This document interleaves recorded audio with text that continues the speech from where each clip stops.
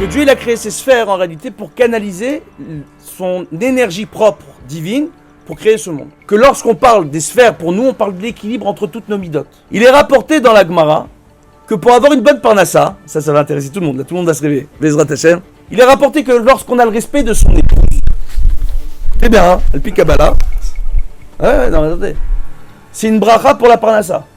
Et qu'à travers notre teshuva, on a la possibilité d'annuler toutes les xérotes qui sont dans le ciel.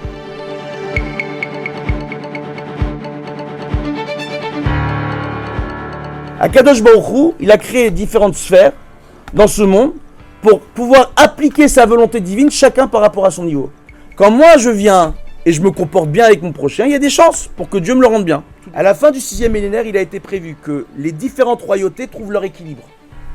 Que les guerres se fassent, entre guillemets, moins violentes, moins visibles, moins nuisibles. C'est le cas aujourd'hui.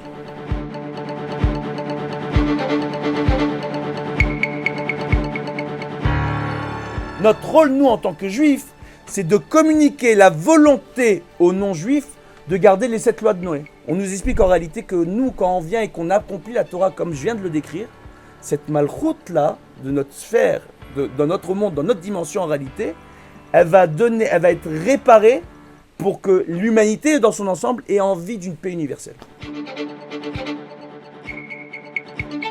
On voit arrive à un moment donné où Dieu, pour introduire sa présence divine qui n'est pas Dieu, la présence divine, c'est l'action du divin dans ce monde.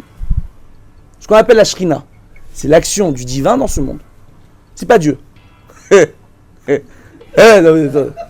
Les sphérotes que Dieu a créées, c'est le transformateur. Pour permettre à l'énergie pure divine de pouvoir mieux se diffuser dans ce monde et créer avec un certain équilibre, entre guillemets, voulu par Dieu par rapport à nos mérites ou nos démérites, la création telle qu'on la connaît.